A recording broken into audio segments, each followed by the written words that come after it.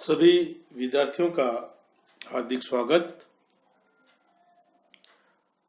हमारा चैप्टर चल रहा है ठेका, उपकार्य व समूह लागत विधि, कॉन्ट्रैक्ट अकाउंट, जिसमें अनकंप्लीट कॉन्ट्रैक्ट्स, अपूर्ण ठेके, ये है आज का हमारा टॉपिक। सभी विद्यार्थी पूरा वीडियो को ध्यान से सुनेंगे और जैसे जैसे मैं आपको बताऊंगा वैसे वैसे आप नोट करते जाइए, ताकि जब आप प्रैक्टिकल क्वेश्चंस का सॉल्यूशन करेंगे तो आपको ज़्यादा प्रॉब्लम नहीं आएगी। तो शुरू करते हैं अनकंप्लीट कॉन्ट्रैक्ट्स। प्राय बड़े ठेकों का कार्य कई वर्षों तक चलता है। जो ठेके का कार्य होता है वो कई वर्षों तक ठेके का कार्य चलता है। ऐसी दशा में प्रत्येक लेखांकन वर्ष के अंत में अनुमान के आधार पर लाभ ज्ञात किया जाता है। ठेका कार्य पूर्ण नहीं होता है, वो कई वर्षों तक चलता रहता है। इसके कारण जो लाभ की गणना वित्तीय वर्ष के अंत में हम जब करते हैं तो वो अनुमान के आधार पर की जाती है। लाभ की गणना भविष्य में होने वाली हानियों के लिए संचय को ध्यान में रखकर की जाती है। लाभ की जब गणना हम करेंगे तो हमें भविष्य में होने वाली हानियों के बारे में भी क्या संचय हमें रखना है उसके ध्यान में रखकर हमें गणना करनी होती है। क्योंकि एक वर्ष ठेके पर लाभ तो अगले वर्ष हानि हो सकती है। अगर आपको ठेके के प्रथम वर्ष में लाभ हो गया तो सेकंड ईयर में आपको लाभ होगा, इसकी कोई गारंटी नहीं है, हानि भी हो सकती है। इसके अतिरिक्त वास्तविक लाभ या हानि की गणना ठेके के पूर्ण होने पर ही करना संभव होता है। इसके अतिरिक्त क्या है? वास्तविक लाभ या हानि की गणना हम मध्य में नहीं कर सकते। उसकी गणना हम जो ठेका कार्य है वो पूर्ण होने पर ही कर सकते हैं। किंतु अपूर्ण ठेके पर प्रत्येक लेखांकन वर्ष के अंत में लाभ हानि की गणना करना होता है। अपूर्ण जो ठेके हैं उस पर हमें प्रति वर्ष लाभ हानि की गणना करनी होती है। तो लाभ हानि की गणना करने के लिए आपको जरूरी है कि जो हम कार्य कर रहे हैं वो दो प्रकार से दो शब्दों को आपको जानना बहुत ही जरूरी है। एक तो है प्रमाणित कार्य और एक है अप्रमाणित कार्य। देखिए, लाभ हानि की गणना करना है तो हमें क्या करना होगा? प्रमाणित कार्य और अप्रमाणित कार्य की जानकारी होनी चाहिए। लाभ हानि की गणना प्रत्येक लेखांकन वर्ष के अंत में ठेके पर हुए कार्य के प्रमाणित भाग पर ही की जाती है। प्रमाणित भाग है उस पर की जाती है।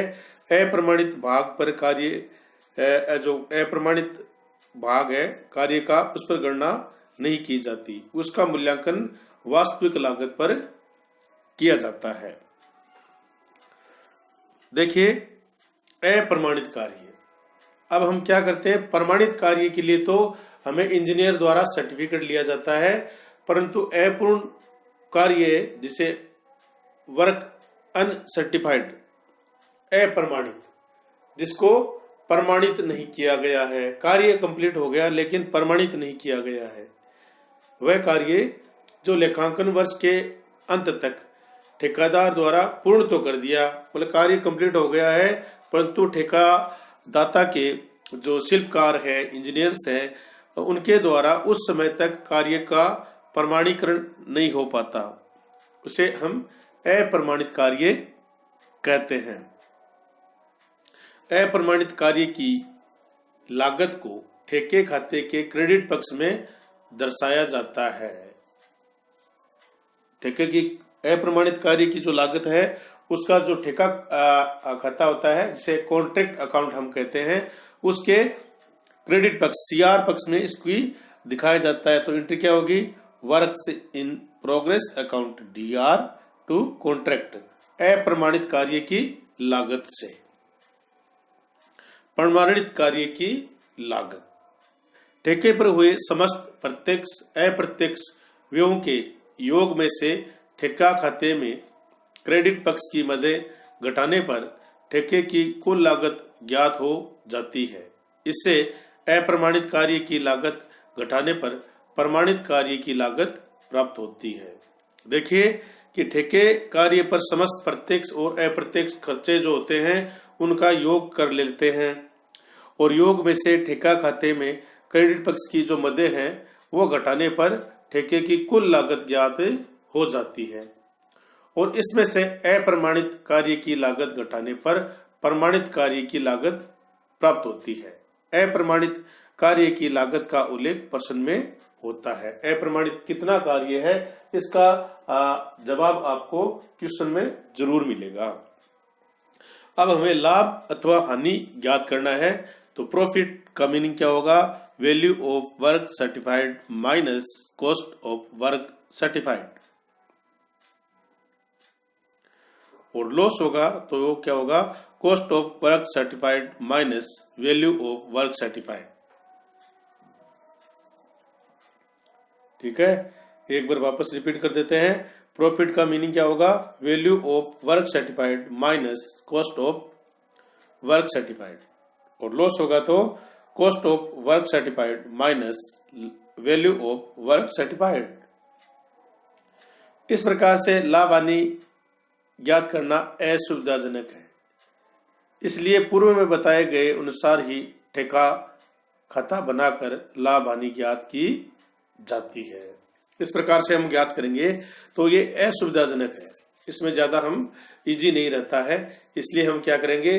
ठेका जो कॉन्ट्रैक्ट अकाउंट है वो बनाकर लाभ हानि की गणना वो करेंगे। देखिए, लाभ हानि को लाभ हानि खाते में ट्रांसफर करने पर लाभ की दशा में ठेके पर अर्जित लाभ का कितना भाग लाभ हानि खाते में हस्तांतरित किया जाए, ये प्रमाणित कार्य की मात्रा पर निर्भर करता है। इसके लिए प्राय निम्न सूत्रों और नियमों का प्रयोग किया जाता है। देखिए, यदि प्रमाणित कार्य का मूल्य ठेके मूल्य के 1/4% से 1/4 भाग से कम है तो लाभ की गणना नहीं की जाती है। ये सूत्र है और नियम है कि यदि प्रमाणित कार्य है वो ठेका मूल्य के 1/4 भाग से कम है तो लाभ की गणना नहीं की जाती, क्योंकि इस स्तर तक कार्य की सही जानकारी नहीं हो पाती है। इस स्थिति में ठेके खाते के शेष को चालू कार्य खाते वर्क इन प्रोग्रेस में ट्रांसफर कर दिया जाता है तथा ठेका खाते को क्रेडिट पक्ष में प्रमाणित व अप्रमाणित कार्य नहीं दिखाते हैं। इसमें हम प्रमाणित और अप्रमाणित कार्य नहीं दिखाते हैं। इसकी एक वैकल्पिक जो है वो मेथड है, रीति है। इसके अंतर्गत प्रमाणित व अप्रमाणित कार्य ठेके खाते के क्रेडिट पक्ष में दिखाते हैं व लाभ हानि की राशि चालू खाता संचय के रूप में क्रेडिट कर देते हैं और जिसकी जो जनरल प्रविष्टि है वो क्या होगी? Contract account DR to work in progress, लाभ की संपूर्ण राशि से।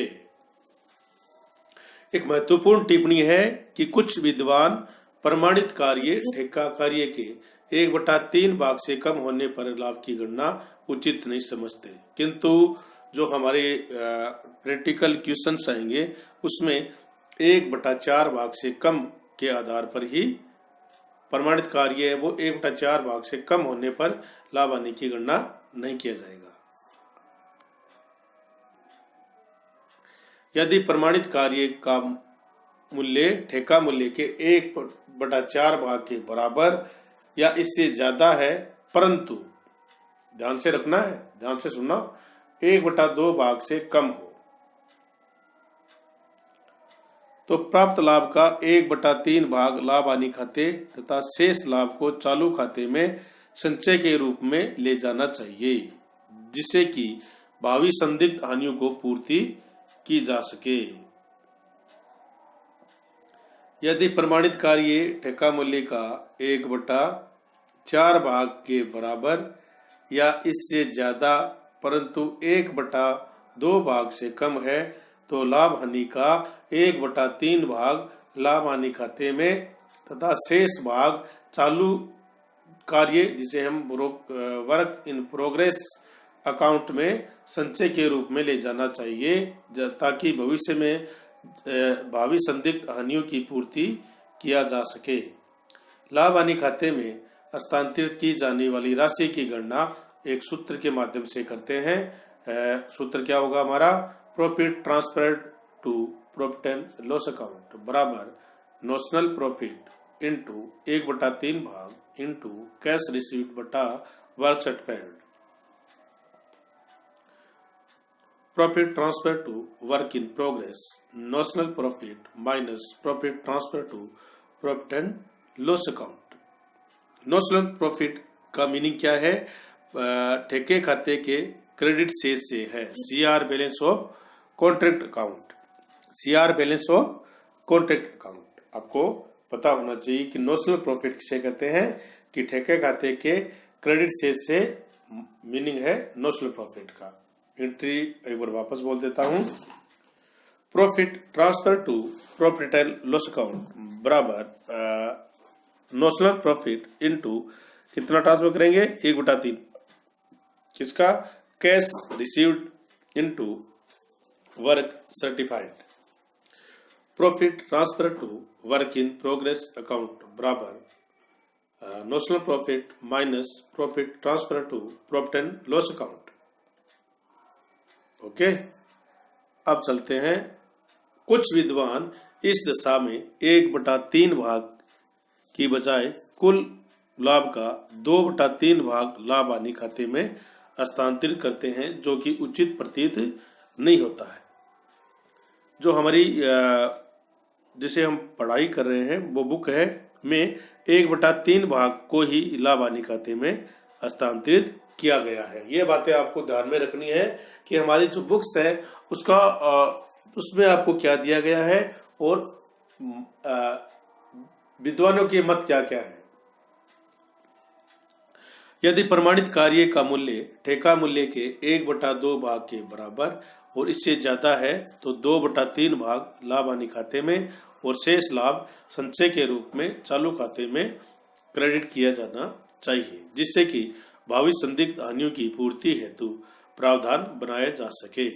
लाभ हानि खाते में हस्तांतरित की जाने वाली राशि की गणना हम इस प्रकार से कर सकते हैं। हमारा फॉर्मूला क्या होगा? Profit transfer to profit and loss account बराबर नोशनल प्रॉफिट इंटू 2/3 भाग into cash received divide profit work certified. Notional profit into 2/3 into cash received divide work certified. Profit transfer to work in progress account बराबर notional profit minus profit transfer to profit and loss account. तो इस प्रकार से हम प्रमाणित कार्य के आधार पर ही लाभ हानि खाते की लाभ हानि की गणना करते हैं।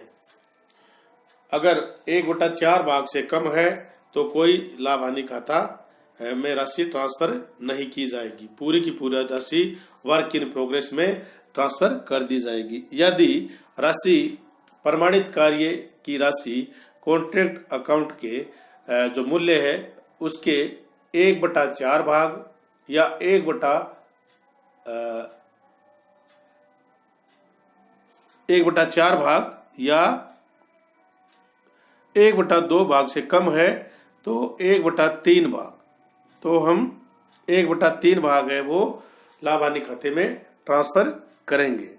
दूसरा क्या है कि यदि प्रमाणित कार्य ठेका मूल्य का 1/2 भाग या इसके बराबर या इससे ज्यादा है तो 2/3 भाग हम लाभ हानि खाते में ट्रांसफर करेंगे और शेष को वर्क इन प्रोग्रेस में क्रेडिट कर दिया जाएगा। नोशनल प्रॉफिट का मीनिंग आपको वापस बता देते हैं। नोशनल प्रॉफिट का मतलब CR शेष ऑफ कॉन्ट्रैक्ट अकाउंट, CR शेष ऑफ कॉन्ट्रैक्ट अकाउंट। इस प्रकार से हम जो अपूर्ण खाते होते हैं उसमें लाभ हानि की गणना किस प्रकार से करते हैं, ये मैंने आपको बताया है। आप सभी विद्यार्थियों का धन्यवाद। Thank you.